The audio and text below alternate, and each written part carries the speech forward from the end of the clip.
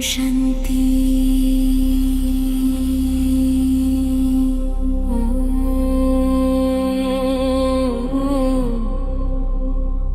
शिव शिव शिव शिव बाबा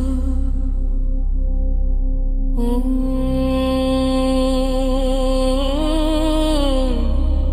शिव शिव शिव शिव बाबा ओम शांति ओम शिव शिव शिव शिव बाबा शिव बाबा நினைவில் மூழ்கி தினந்தோறும் மார்க 2-3 மணி நேரம் நினைவில் லயித்து இதயம் நீருணல் மௌனத்தில் நிலைகள்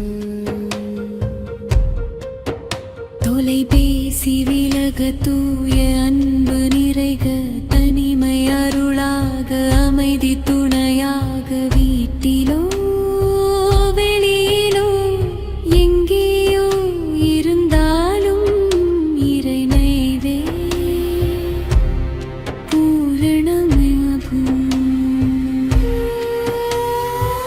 பொறுமையேற்று உறுதி பூண்டு மௌன பயிற்சி உள்ளம் தெளிவு ஓம் சாந்தி ஓம் சிவ சிவ சிவ பாபா ஓம் சாந்தி ஓம் சிவ சிவ சிவ பாபா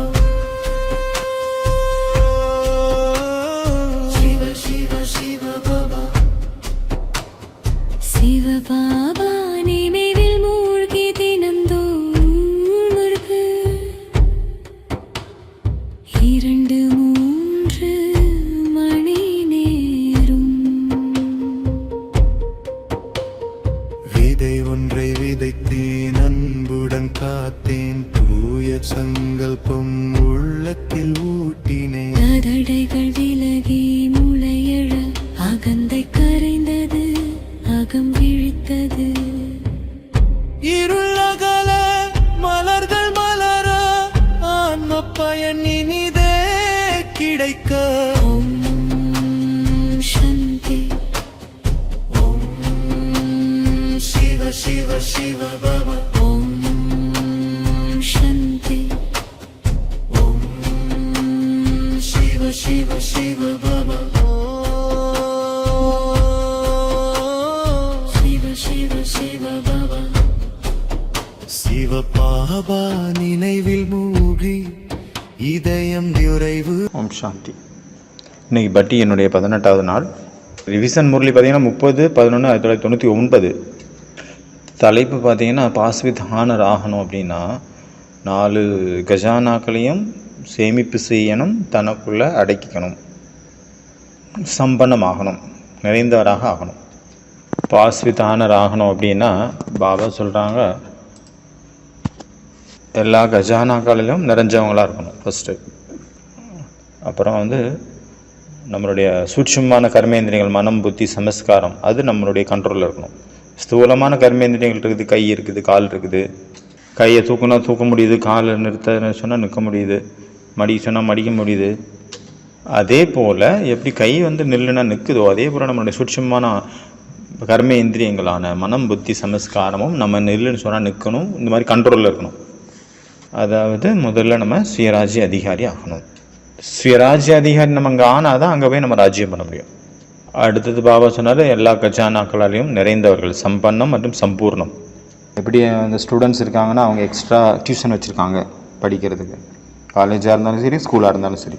அதே போல் நம்ம எக்ஸ்ட்ரா படிப்பு எப்போ அட்டென்ஷன் கொடுக்குறோமோ, எக்ஸ்ட்ரா அட்டென்ஷன், அப்போ தான் நம்ம பாஸ்வித் ஆனர் ஆகிறதுக்கான ஒரு சான்ஸ் அமையும். இல்லைனா நார்மலான புருஷார்த்தத்தின் மூலமாக அடையக்கூடிய விஷயம் கிடையாது இந்த விஷயம்.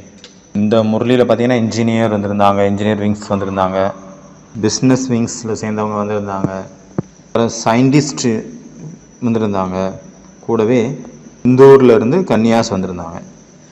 இந்த முறையில் பாபா வந்து ஸ்டேஜ்லேருந்து கீழே இறங்கி நாலா பக்கமும் நடந்து எல்லாருக்கும் திருஷ்டி கொடுத்தாரு. இப்போ நினைவு என்றால் முதல் பாயிண்ட் பார்த்தீங்கன்னா நிச்சயம் மற்றும் போதை. இன்றைக்கி வந்து பாப்தாதா ஹையஸ்ட்டு மற்றும் ரிச்சஸ்டான குழந்தைங்களை பார்த்துட்ருக்கிறாரு. உலகத்தில் கூட நம்ம பார்க்குறோம், யார் ரிச்சஸ்ட்டாக இருக்காங்களோ அவங்க ஒரு ஜென்மத்துக்காக தான் இருக்காங்க ரிச்சஸ்ட்டாக. அப்புறம் அடுத்த ஜென்மத்தில் மறுபடியும் அவங்க உழைக்கணும், மறுபடியும் சம்பாதிக்கணும். ஆனால் இந்த நமக்கு வருமானம் என்னெல்லாம் சேர்க்குறோமோ அது எல்லாமே பல ஜென்மங்களுக்கு நம்ம கூட ட்ராவல் பண்ணுது. 21 ஜென்மம் ஃபிக்ஸ்டு, ஃபுல். அது கூடவே அது மட்டும் இல்லாமல் மற்ற ஜென்மங்கள் நம்ம எல்லாம் எடுக்கிறோம் 63 ஜென்மம், அங்கேயும் வந்து நமக்கு அது உதவுது. இந்த இப்போ சேர்க்கக்கூடிய வருமானம் உலகம் ஃபுல்லாக நீங்கள் சுற்றி வந்து பாருங்கள். உங்களை போல் பாக்கியசாலி யாராவது இருக்காங்களா? உங்கள் அளவுக்கு வருமானம் சேர்த்தக்கூடியவங்க யாராவது இருக்காங்களா? போய் பாருங்கள். நம்மளுடைய வருமானம் அங்கே எப்படி போகுது? ஒவ்வொரு ஸ்டெப்லேயும் பல மடங்கு வருமானம். உலகத்தில் உள்ள ஒரு வசதியானவர் இருக்காருன்னா அடுத்த ஜென்மத்தில் அவர் ஏழை ஆயிடலாம், வாய்ப்பு இருக்குது. ஆனால் நம்ம இப்போ சேர்க்கக்கூடிய வருமானம் அடுத்த ஜென்மத்தில் நம்மளை செல்வந்தர்களாக மாற்றுது, பல ஜென்மங்களுக்கு. அடுத்த பாயிண்ட் பார்த்திங்கன்னா அனைத்து கஜானாக்களும் நிறைஞ்சவங்களாகணும். பாபா வந்து 6 கஜானாக்களை பற்றி சொல்கிறாரு. ஃபஸ்ட்டு பார்த்திங்கன்னா எண்ணங்களுடைய கஜானா. எண்ணங்களுடைய கஜானாவை நம்ம சேர்த்தணும், சேமிப்பு செய்யணும். அதாவது 2 குரங்கு இருந்தது ஒரு மரத்தில், அப்புறம் 2 கிளி வந்தது அந்த இடத்துல. அந்த நேரம் பார்த்திங்கன்னா அமிர்த வேலையினுடைய நேரம். அந்த கிளிகள் 2ம் குரங்குகளை பார்க்குது, அவங்களுக்குள்ள அப்புறம் பார்த்துட்டு பேசுகிறாங்க. அப்போ அந்த கிளி சொல்லுது, இந்த நேரத்தில் ஒருவேளை இந்த குரங்குகள் குதிச்சுதாங்க அப்படின்னா, யாரோ இப்போ குதிச்சாங்கன்னா இந்த நேரத்தில் பிரின்சஸ் ஆயிடுவாங்க அப்படின்னு. அதில் ஒரு குரங்கு சொன்ன உடனே குதிச்சிருச்சு, இன்னொரு குரங்கு அதுக்கு டவுட் இருந்தது, சந்தேகம். அது சந்தேகம் அதனால் அது குதிக்கல. பார்த்தா அந்த குதித்த குரங்கு வந்து பிரின்சஸ் ஆயிடுச்சு, ராஜ்குமார் ஆயிடுச்சு, இளவரசன் ஆயிடுச்சு. அதாவது இளவரசி ஆயிடுச்சு. ஒரு இளவரசன் வராரு, அந்த இளவரசியை கூட்டிகிட்டு போயிடுறாரு.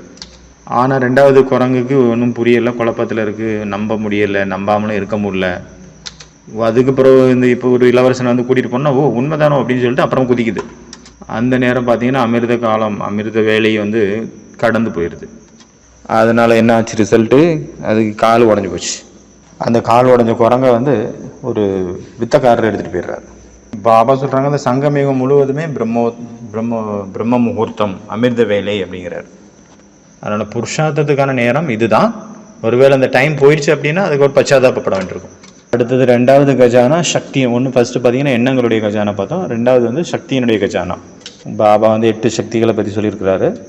அந்த 8 சக்திகளை நம்ம சேமிப்பு செய்யணும். 3வது பார்த்தீங்கன்னா எண்ணங்களுடைய கஜானா. இல்லை, எண்ணங்களுடைய கஜானா முதல்ல பார்த்தாச்சே, சரி மறுபடியும் பார்க்கலாம். நம்மளுடைய எண்ணங்களை வந்து எப்படி பிரம்மா பாபா அவருடைய ஒவ்வொரு எண்ணத்தையும் ஈஸ்வரனுடைய சேவைக்காக அர்ப்பணம் பண்ணார், அந்த காரியத்துக்கே யூஸ் பண்ணார். அவர் தன்னுடைய எல்லாத்தையும் வந்து பயனுள்ளதாக மாற்றிட்டார், ஏன்னா அங்கே கொடுத்துட்டாரு பாபாவோட சேவையில். அதே போல் நம்ம கூட நம்மளுடைய எண்ணங்களை வந்து பாபாவோட ஈஸ்வரிய சேவையில் பயன்படுத்தணும். அடுத்த கஜானா பார்த்தீங்கன்னா குணங்களுடைய கஜானா. நம்ம குணங்களுடைய கஜானாவை சேமிப்பு செய்யணும். அடுத்த கஜானா ஞான ரத்தினங்களுடைய கஜானா. ஞானம் வந்து ரத்தினங்களுக்கு சமமானது. ரத்தினங்களுக்கு எவ்வளோ வேல்யூ இருக்குது. முரளி அப்படிங்கிற அந்த ஞானத்தை நம்ம சிந்தனை பண்ணணும், நமக்குள்ளே தாரணை பண்ணணும். அப்போ நம்ம ரத்தினங்களை தாரணை பண்ணிட்டோம் அப்படின்னு அர்த்தம். அடுத்தது நம்மளுடைய வார்த்தைகளுடைய கஜானா. வார்த்தைகள், நம்ம வார்த்தைகள் எப்படி இருக்கணும்? சுகம் கொடுக்கக்கூடியதாக இருக்கணும். யாரையாவது கிண்டல் பண்ணக்கூடிய வார்த்தைகளாக இருக்கக்கூடாது. அதனால் நம்மளுடைய வார்த்தைகளை கூட நம்ம பாபாவுடைய காரியத்தில் பயன்படுத்தணும். அப்போ 6 கஜானா ஆயிடுச்சா? சமயம் அப்படிங்கிற கஜானா, அதுதான் ஃபஸ்ட்டு. அது நேரத்தினுடைய கஜானா. கஜானா பார்த்தீங்கன்னா நிறைய இருக்குது, ஆனால் இந்த முரளியில் பாபா 6 சொல்லியிருக்காரு. அடுத்தது பார்த்தீங்கன்னா 3வது கவலை இல்லாத மகாராஜா. பிரம்மா பாபாவுடைய ஸ்டோரியில் ஒன்று பார்த்தீங்கன்னா, ஒரு தடவை சாப்பிட்றதுக்கு ஒரு கொஞ்சம் கூட இல்லை, மத்தியானத்துக்கு ஆட்டா எதுவுமே இல்லை, ஆட்டாவும் இல்லை, மாவும் இல்லை, காய்கறிகளும் இல்லை, அரிசியும் இல்லை, கோதுமையும் இல்லை. பாபாக்கிட்ட வந்து கேட்குறாங்க, பாபா ஒன்றுமே இல்லை, என்ன சமைக்கிறது அப்படின்ட்டு. பாபா சொல்கிறாங்க 12 மணிக்கு மேலே 11 மணிக்கு வா குழந்தை அப்படின்னு. அவங்க சொன்னாங்க 11 மணிக்கு கொடுக்குறத இப்போவே கொடுத்துருங்க, 9 மணி ஆச்சு, 11 மணிக்கு என்னத்தை கொடுக்க போறீங்க? இல்லை குழந்தை 11 மணிக்கு வா அப்படின்னு. ஒரு மணி ஆர்டர் வரும், இல்லைன்னா ஒரு வரும் பாரு அப்படின்னார். அந்த நேரத்தில் அங்கே இப்போ ஒரு மாதாஜி ஒரு பிரதர் இருந்தாங்க. அந்த மாதாஜி ஞானத்தில் இருந்தாங்க. அவங்க வந்து பாபாவுக்காக செய்யணும் அப்படின்ட்டு இச்சை உள்ளவங்களாக இருந்தாங்க, ஆசை இருந்தது. ஆனால் அவங்க பிரதர் வந்து பக்தி மார்க்கத்துக்கு கொடுக்கணும் அப்படின்ட்டு. அப்போ அதனால கொடுக்காமலே பிரம்மகுமாரி கொடுக்கணும்னு அவங்க சொல்லிட்டு இருந்தாங்க. இவர் கொடுக்க விடாமல் தடுத்துட்டு இருந்தார். அவங்க காசிக்கு போகும்போது அங்கே கொடுக்கணும் அப்படின்னு சேர்த்து வச்சுட்டு இருந்தாங்க. அப்போ திடீர்னு அவருடைய கனவில் பிரம்மா பாபாவுடைய சூட்சும சுரூபம் அவங்க வெளிப்பட்டது. சிவ பாபா அவர் மூலமாக சொன்னார், குழந்தை இவங்களுக்கு அந்த தேவிகளுக்கு பிரம்மா குமாரிகளுக்கு நீ தானம் பண்ணு அப்படின்ட்டு. உடனே அவரும் ஒத்துக்கிட்டார். சரி சரி பிரம்மா குமாரி கொடுங்க அப்படின்ட்டு. அப்போ மணி ஆர்டரில் அனுப்பிட்டாங்க. கரெக்டாக அந்த 11 மணிக்கு மணி ஆர்டர் வந்தது. உடனே சாமான் வாங்கிட்டு வந்தாங்க. ஓடி போய் மார்க்கெட்டில் மவுண்ட் அப்பில் வாங்கிட்டு வந்து சமைச்சிட்டாங்க. ஆனால் பாபா வந்து கவலை இல்லாமல் இருந்தார். அந்த சமைக்கிறவங்களுக்கு எவ்வளோ கவலை இருந்தது, ஆனால் பாபாவுக்கு கவலையே இல்லை. அந்த மாதிரி நம்ம கூட கவலை இல்லாத மகாராஜாவாக இருக்கணும். என்ன பிரச்சனை வேணாலும் வந்துட்டு போட்டோம், ஆனால் நம்ம கவலைப்படக்கூடாது. இதுதான் நம்மளுடைய 3 பாயிண்ட்டு. முதல்ல யோகா. ஃபர்ஸ்ட் பாயிண்ட் என்ன? யோகம் என்றால் நிச்சயம் மற்றும் போதை. 2வது யோகம் என்றால் அனைத்து கஜானாக்களிலும் நிறைந்தவர். 3வது யோகம் என்றால் கவலையில்லாத சக்கரவர்த்தி, கவலையில்லாத மகாராஜா. அச்சா. ஓம் சாந்தி. ஓம் சாந்தி. ஒரு ராஜ்யத்தில் ஒரு திருவிழா நடந்துட்டு இருந்ததுங்க.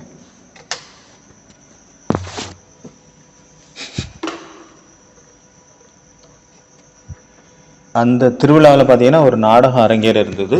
நாடகம் ஏற்பாடு பண்ணியிருந்தாங்க. ஆனால் அதில் ஒரு ப்ராப்ளம் வந்துச்சு. யார் வந்து ராஜ்குமாரியாக நடிக்கணுமோ அவங்க அந்த நேரத்தில் அவங்களுக்கு உடம்பு சரியில்லாமல் போயிடுச்சு. அந்த ராணிக்கு ரொம்ப கவலையாக இருந்தது. அவங்களுக்கு ஒரு பையன் இருந்தாங்க. அந்த பையனையே ராஜ்குமாரி ஆக்கிட்டாங்க. அந்த சின்ன பையனையே டெக்கரேஷன் பண்ணி ராஜ்குமாரியாக, அதாவது இளவரசி ஆக்கிட்டாங்க. அவருக்கு எல்லா மேக்கப்பும் போட்டுட்டு எல்லாம் வச்சாங்க. குடுமி விக்கு வச்சாங்க, முடி கூந்தல் வச்சாங்க, எல்லாமே வச்சு ரெடி பண்ணிட்டாங்க. ட்ரெஸ்ஸையும் ராஜ்குமாரியினுடைய இளவரசியினுடைய ட்ரெஸ்ஸை போட்டு விட்டாங்க. நாடகம் பார்த்தீங்கன்னா சூப்பர் ஹிட் ஆகிடுச்சு, வைரல் ஆகிடுச்சு. இப்போ சொல்கிற மாதிரி இந்த காலத்துக்கு ஏற்ற மாதிரி வைரல் ஆகி போச்சு. எல்லாருக்கும் ரொம்ப பிடிச்சி போச்சு அந்த நாடகம். இப்போ திருவிழாவும் முடிஞ்சுது.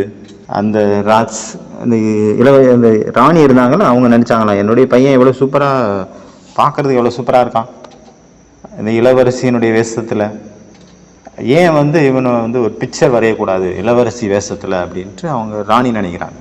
அந்த நாட்டினுடைய ராணி. அப்போ ஒரு ஓவியரை கூப்பிடுறாங்க. அந்த இளவரசனுடைய சித்திரத்தை இளவரசி வேஷத்தில் வரைகிறாங்க. அதாவது பெயிண்டிங். எல்லாம் முடிஞ்சு போச்சு. பல வருஷம் கடந்துருச்சு. இப்போ வந்து அந்த இளவரசன் பெரியவர் ஆகிட்டார், வளர்ந்துட்டார். இப்போ முதல்ல குழந்தையா இருந்தார், இப்போ இளைஞன் ஆகிட்டார், ரொம்ப அழகாக இருக்கிறாரு. இப்போ கொஞ்ச நாளில் ராஜா ஆக போகிறாரு. ஒரு நாள் வந்து அப்படி சுற்றி நகர்வலம் வர்றாரு. அப்படி போகும்போது ஒரு ரூமில் மூடின ஒரு க்ளோஸ்டான ரூமில் போய் போகிறாரு. ஸ்டோர் ஹவுஸ் அப்படின்னு சொல்லலாம். அங்கே தான் அந்த சித்திரம் அவர் வரைஞ்ச அந்த பிக்சர் இருந்து இல்லையா, ஓவியம் அங்கே இருக்குது. அதை இவர் பார்க்குறாரு. அதனுடைய டேட்டையும் பார்க்குறாரு. டேட்டு எழுதியிருக்காங்க. இவருக்கு தோணுதான், இந்த ராஜகுமாரி இந்த இளவரசி எவ்வளோ அழகாக இருக்காங்க.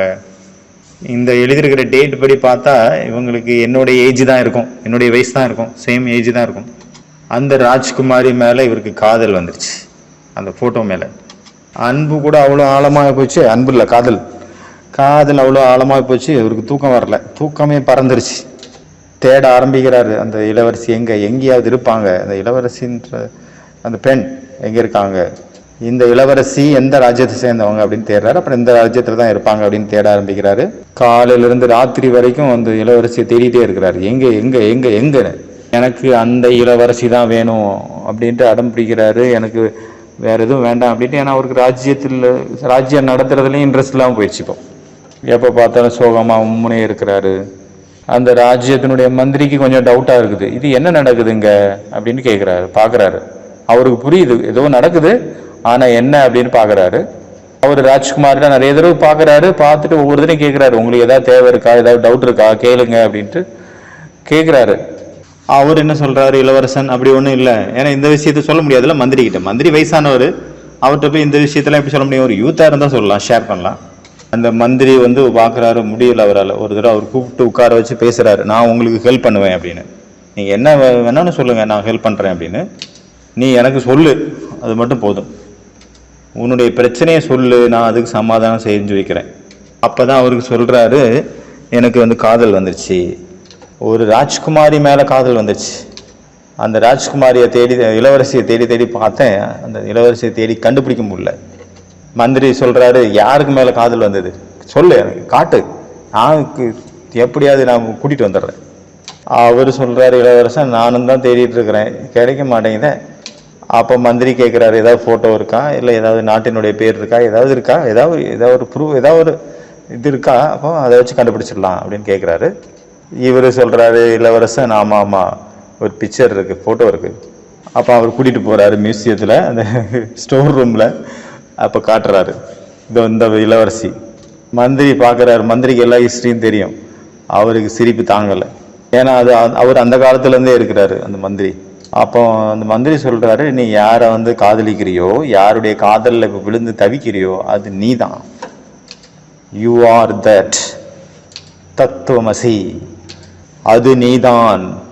அதை நீ தேட வேண்டிய அவசியம் இல்லை, நீதான் அது, அதுவே நீ ஆவாய், நீதான் அந்த பிரகாசமான ஆத்மா. பாபா சொல்கிறாரு, நம்ம வெளியில் தேட வேண்டிய அவசியம் கிடையாது. ஏன்னா நம்ம யாரை தேடிட்டு இருக்கிறோமோ அது சுயம் நானே ஆவேன்.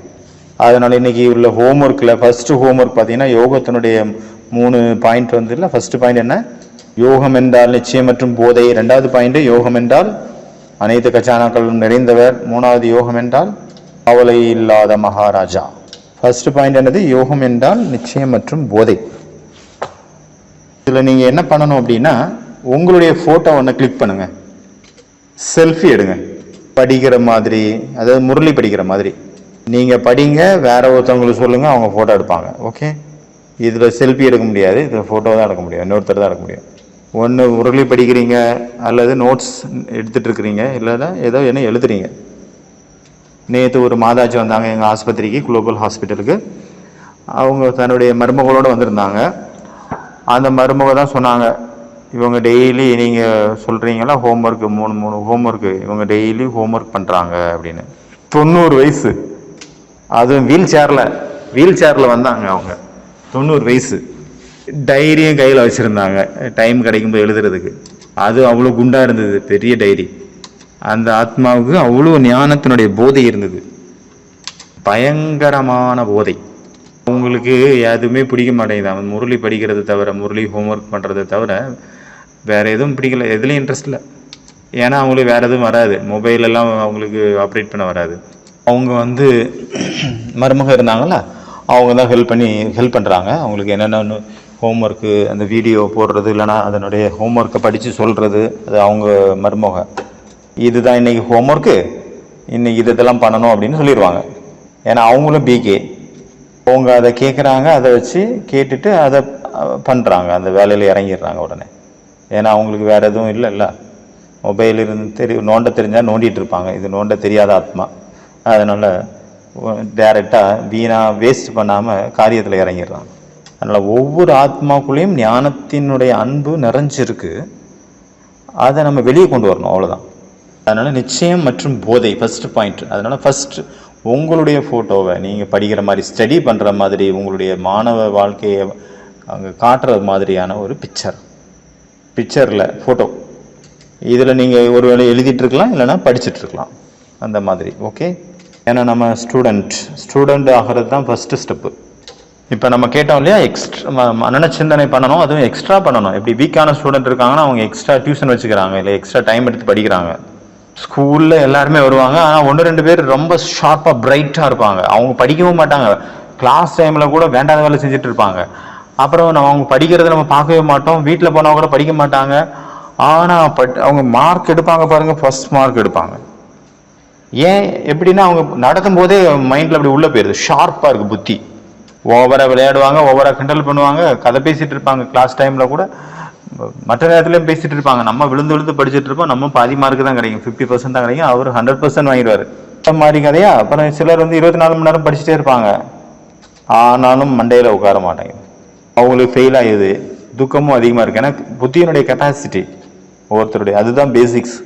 அவங்க நிறைய படிச்சுட்டே இருந்தாங்க, ஃபெயிலும் ஆகிட்டு இருக்காங்க, அதனால தாழ்வு மனப்பான்மை ஏறி போயிடுது அதிகமாக. அதுக்காக இப்படி கிடையாது, அவங்க படிச்சுட்டே இருக்காங்க, அவங்க கீழே இருப்பாங்க அப்படின்னு கிடையாது. அவங்க கண்டினியூவாக இந்த பயிற்சியை பண்ணிகிட்டே இருக்காங்கன்னா அவங்க ஒரு நாள் அவங்க ஃபர்ஸ்ட் ப்ரைஸ் வரலாம், ஃபர்ஸ்ட் மார்க் எடுப்பாங்க. கீழே இருப்பாங்க அப்படின்னு கிடையாது. இது எதுக்காக சொல்கிறோம்? புருஷார்த்தம் புருஷார்த்தம் புருஷார்த்தம். அப்பியாஸ் அப்பியாஸ் அப்பியாஸ். பீமன் சொல்லுவார்ல அர்ஜுனன்ட்ட, அண்ணா இருட்டில் எப்படி நீங்கள் உணவு உண்டீர்கள்? இருட்டில் சாப்பிட்டுட்டு இருக்கீங்களா? அர்ஜுனா அப்பியாஸ், அர்ஜுனா அப்பியாஸ், அப்பியாசம் அப்பியாசம். பயிற்சி உள்ளது, கைகளுக்கும் கண்கள் உள்ளது, உனக்கு அறிவுமோ? கைகளுக்கும் கண்கள் உள்ளது என்பதை அறிவாயோ அப்படின்னு கேட்பார்.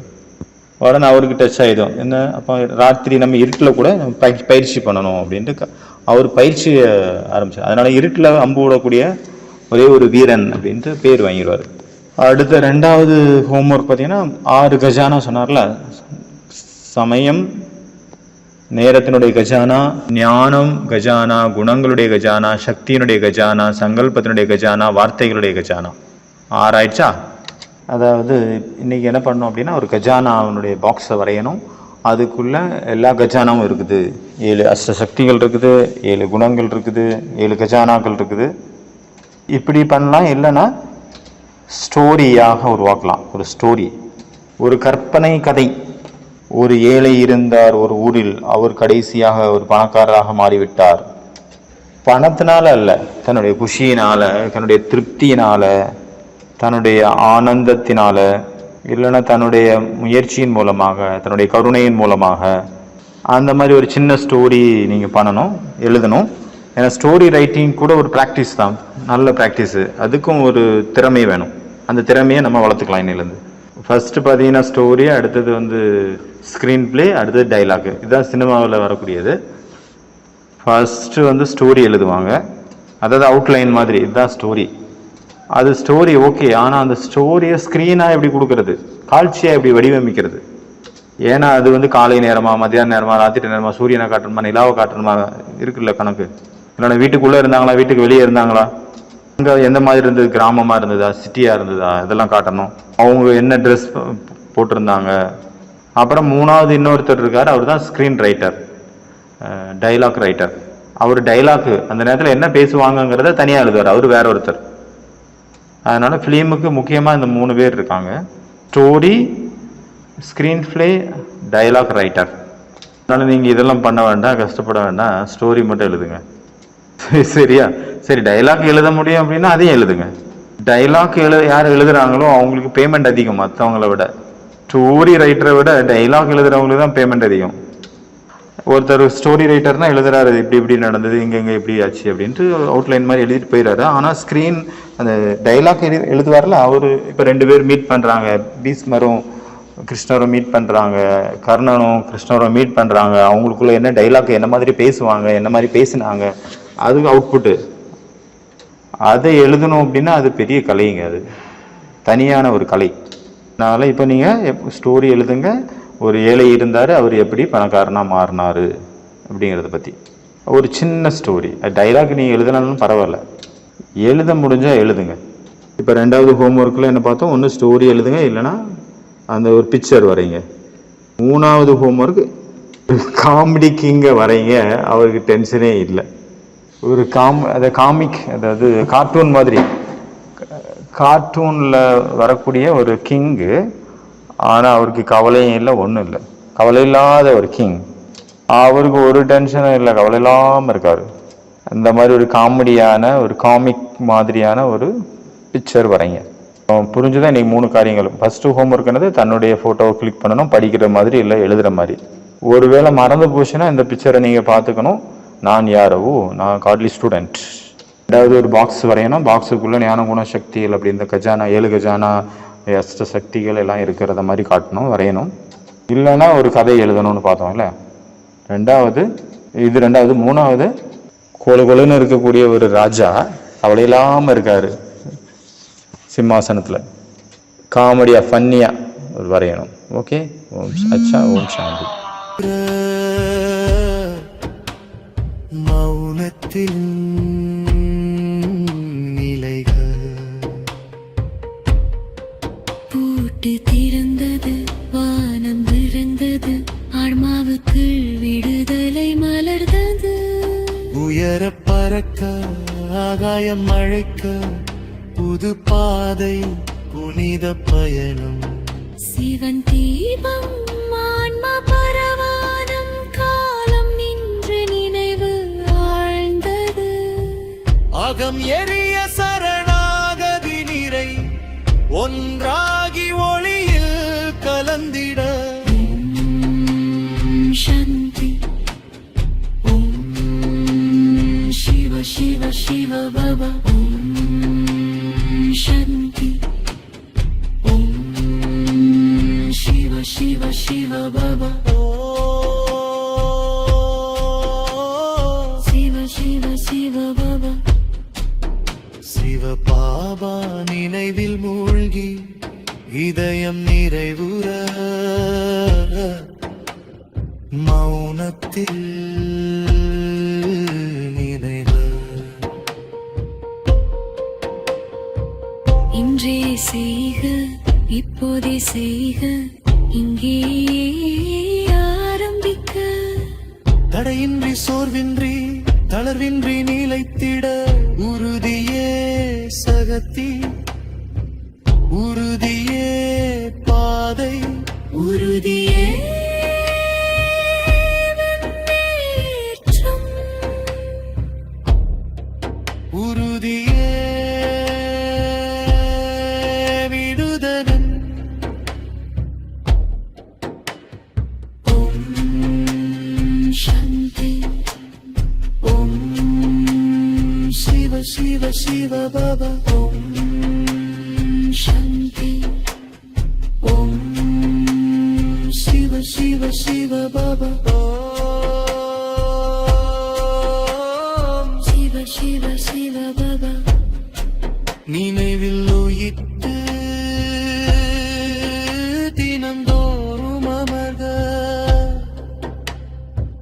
2-3 மணி நேரம்.